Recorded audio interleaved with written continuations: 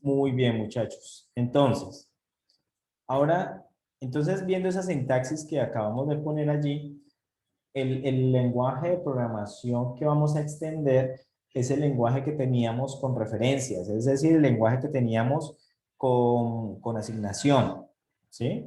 Por eso, los valores denotados van a ser referencias a valores expresados. Es decir, que en mis variables yo voy a poder tener referencias, así como lo hicimos cuando hicimos con asignación. Y por eso yo en el proyecto les había dicho, hagan la parte uno y la parte 2, ¿cierto? La parte uno que tenía asignación y la parte 2 que tenía tipos, y luego para orientado a objetos simplemente extiendan el interpretador uno para que no se enredaran con las dos cosas. O sea, es posible hacerlo, pero es un poquito más de trabajo. Entonces, aquí lo que vamos a hacer es agarrar ese interpretador que tenía estado y lo vamos a extender, ¿sí? El que tenía el set para poder setear variables. ¿Qué va a ser un valor expresado? Entonces, un valor expresado en este lenguaje va a poder ser un número, ¿sí? Un procedimiento, un objeto, y le vamos a agregar a esto listas. Pilas con eso porque les va a servir para su interpretador. Le vamos a agregar listas. Listas de valores expresados. Es decir, que yo puedo poner en las listas un número, puedo poner un procedimiento, puedo poner un objeto, puedo poner en otra lista. Y eso es más o menos lo que usted tiene que hacer en el interpretador del curso. Alguien me preguntaba hace dos clases, ¿qué puede contener una lista? Yo le decía, una lista puede contener cualquier valor expresado, es decir, puede tener un número, puede tener un flotante, puede tener un número en base 32, un hexadecimal, una lista, cualquiera de esos puede estar en una lista. ¿Ok? Entonces, con esta gramática que acabamos de ver, voy a poder escribir cosas como estas. Miren lo bonito. Voy a poner aquí clase C1, extiende de objeto. Miren que en la gramática decía que yo tenía que extender de algo. Voy a quitarle todos estos comentarios. Voy a quitarle acá a la declaración de clase. A ver si puedo seleccionar todas estas cosas. Un segundito. No puedo seleccionar varias. A ver. No, no tocó así. Entonces, aquí quiero ver solamente esta parte de arriba. Teníamos el nombre de la clase, el identificador y extiende de alguna clase. Eso era lo que teníamos o lo que definimos en la gramática.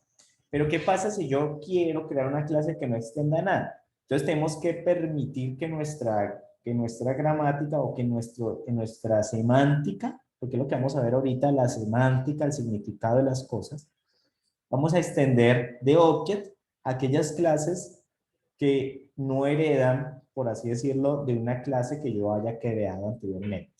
O sea que object, en ese sentido, va a ser una clase básica, una clase de la cual todas van a heredar. Toda clase va a heredar de object. ¿En qué lenguaje de programación aparece eso así? ¿A quién se les parece eso? A Java. Uh-huh. Si usted mira en Java, todas las clases extienden de object. ¿Sí? Entonces, esto es muy parecido. ¿Y por qué es así? Porque, digamos que es una decisión de diseño de la clase, de cómo representar las clases internamente. Entonces, esto les va a servir para que pronto entiendan algunos lenguajes de programación como Java. Bien, pero no necesariamente tiene que ser así. Luego aquí viene una lista de campos. Hemos dicho en la gramática, yo le tomo un pantallazo a la gramática para que vamos viendo aquí el paralelo. Voy a tomarle acá todo esto, pues lo voy a quitar todas estas cosas que le hice. El paralelo. Listo.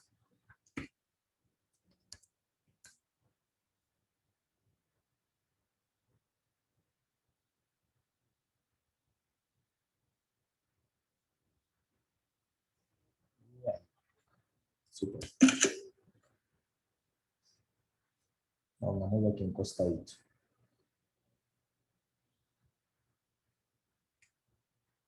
Listo. Entonces miren que aquí estoy creando clase C1 extiende de objeto. Entonces dijimos que una clase tenía esta pinta que está acá, un identificador, una extiende y un identificador.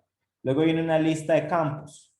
Entonces estoy diciendo que esta clase tiene campo I, tiene campo J.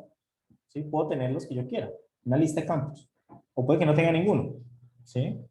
Luego viene una posible lista de métodos. Entonces aquí arrancan los métodos. ¿No? Que este es un método, este es otro método y este es otro método. O sea, aquí hay 3 métodos. ¿Sí? Y cada método, como podemos ver acá en método DSL, tiene la palabra método seguido de el identificador, es decir, el nombre del método, sus argumentos y un cuerpo. Entonces miremos cada uno de estos. Entonces ya tenemos aquí la lista de campos. Voy a marcarlas aquí moraditos. Aquí tenemos los métodos, ya sabemos. Entonces miremos el primer método. Este va a ser el método inicializar. Se llama initialize. Tiene un argumento que es X. Puede que un método no tenga nada aquí en los identificadores. Miren que aquí dice que esto es una posible lista, ¿cierto? Se prueba con coma, pero puede que esa lista sea vacía, o sea que no necesariamente tenga argumentos. Este dice tener uno. Y entonces y tiene un begin y un end. Ese begin y end, ¿en qué paradigma lo vimos? ¿Cuándo vimos eso? Cuando vimos qué paradigma de programación. Funcional o imperativo. Imperativo, muy bien. Imperativo. De hecho, miren que el cuerpo de un método es una expresión. O sea, al ser una expresión, yo allí dentro puedo utilizar un begin, end y hacer varias cosas. ¿Sí? Entonces aquí le estamos diciendo CT la I con X.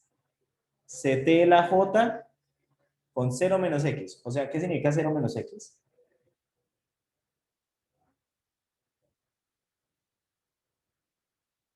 ¿Qué significa 0 menos X? Con menos X. Exacto. Es una forma de decirle a X negativo, ¿cierto? También le podría haber multiplicado X con menos 1. Eso es una forma de sacar el negativo. ¿Bien? Ahora bien, tengo este método de initialize. ¿A qué se les parece este método de inicializar?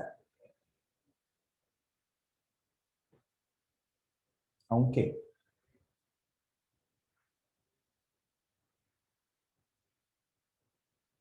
A un LED. Digamos que yo adentro podría tener un LED, pero lo que dice Miguel es cierto. Se parece a un constructor. O sea que yo de alguna manera puedo obligar a que toda clase tenga un método initialize. ¿Sí? Que esté aquí o que esté en la cadena de herencia, que aparezca un initialize en algún lado. ¿Sí? Entonces ese initialize lo podemos ver como un constructor. Entonces, básicamente inicia I con X y J con menos X. Luego aquí tenemos un método que se llama countUp, ¿sí? Y recibe un valor D. Y lo que hace es que a I le suma D, le suma I más D, y a J le suma, o le resta J, mejor dicho. ¿Sí? Es decir, va subiendo, countUp va subiendo, I va subiendo y J va restando. Eso es lo que hace. Y luego aquí tenemos el método getState, que me va a retornar una lista con I y con J. ¿Sí? Con los valores de I y con los valores de J.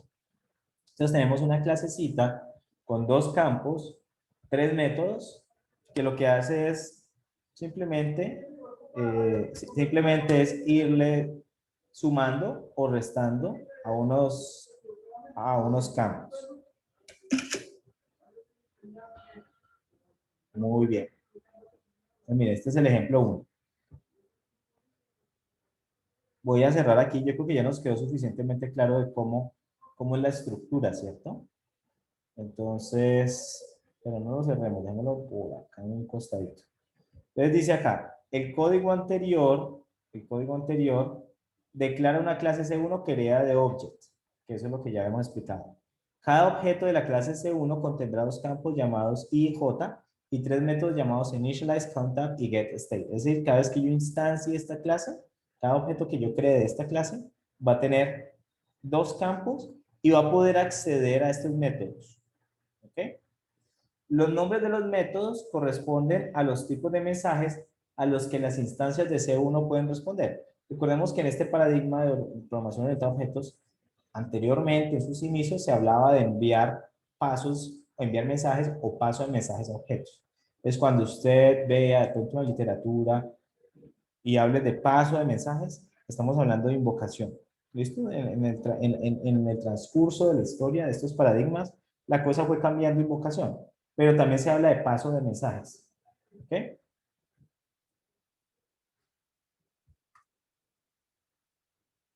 Ahora bien, recordemos que un programa, aquí está, menos mal no lo cerré, un programa tiene unas declaraciones de clases, puede ser cualquier cantidad de ellas, aquí solamente tenemos una, pero yo podría tener la clase 1, la clase 2, la clase 3, las que yo quiera, seguida de una expresión, es decir, la idea es que yo creo esas clases y luego hago algo con ellas. Entonces, el hacer algo, por ejemplo, puede ser esta. ¿Sí? Yo ya puedo empezar a utilizar esas clases que ya hice. Entonces voy a decir aquí, vamos a crear una variable que es T1 con valor de 0, una variable que es T2 con valor de 0 y, y un objeto o 1 que va a ser una instancia de la clase de C1. Pues entonces me voy a devolver a la gramática porque entonces ya tenemos que pasar a la parte donde creamos objetos, que es esta parte de acá. Yo corro esto un costado. Eso aquí. Y voy a dejar eso así todo pintado. Entonces tenemos acá esto. Yo quiero ver cómo creamos esos objetos. Y voy a ponerlo por acá un costadito. Allí.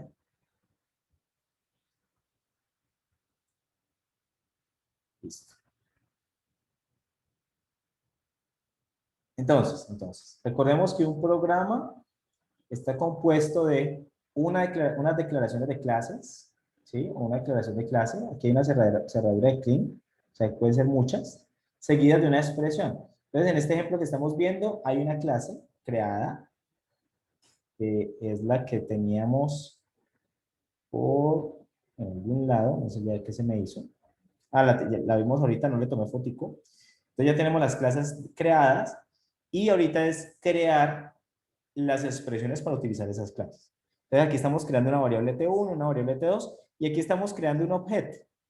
Entonces miren que objeto 1 es igual, si ustedes acuerdan el let, es un identificador igual a una expresión, ¿cierto?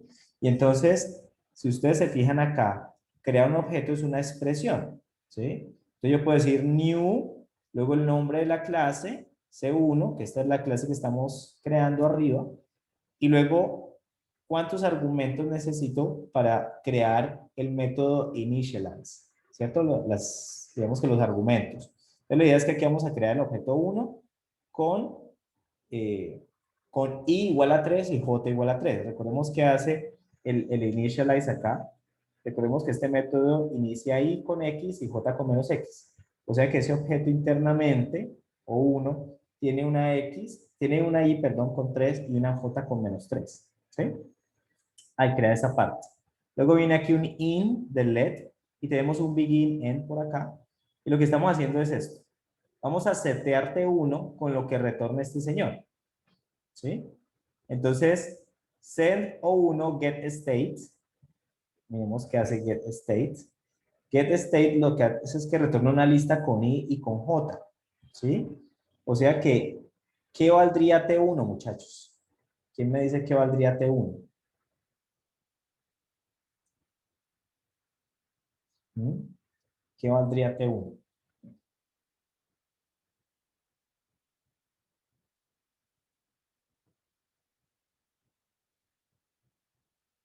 Me devuelvo. Recuerden que set, primero creamos el objeto 1 y en el método inicializar le añadimos un 3, ¿cierto? Luego, este get state lo guardamos en T1. Entonces yo quiero saber, quiero que me digan qué va a valer T1 o qué debería valer T1. Diego pone una lista con 3 y menos 3, porque el get state retorna la lista con i con j y tenemos que la i vale 3 y la j vale menos 3 en ese momento, entonces eso es lo que debería retornar, ¿cierto? 3 y menos 3. ¿Todo de acuerdo? Muy bien. Entonces ya tengo que vale T1. Luego aquí dice, envíele, o mejor dicho, invoque del objeto O1 countApp 2. Entonces recordemos que hace count up. Ay, ay, ay. Me volví. ¿Qué hace count up? Count up lo que hace es a la i le suma el valor y a la j le resta el valor. O sea que ¿cuánto quedaría valiendo la i? La i, ¿cuánto quedaría valiendo? 5. ¿Y la j? Menos 5, porque le resta, ¿no? Teníamos menos 3, menos 2, daría menos 5. Miren que dice, a la j, que es negativa, vale menos 3, réstele d. O sea, menos 5, menos 5, menos 2, menos 3, menos 2 me da menos 5. ¿Ok, David? Listo. Luego me dice, invoque a getState o envíele mensaje a 1. ¿Qué mensaje le vamos a obtener? ¿Qué mensaje le vamos a enviar? Obtenga el estado. Y obtenga el estado, retorna una lista con i con j. O sea que, ¿qué vale T2? ¿Qué valdría T2?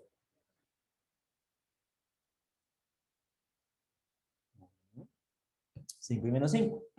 Y este programa me retorna una lista con T1 y T2. O sea que, ¿qué daría como resultado este programa? ¿O qué debería dar como resultado de este programa?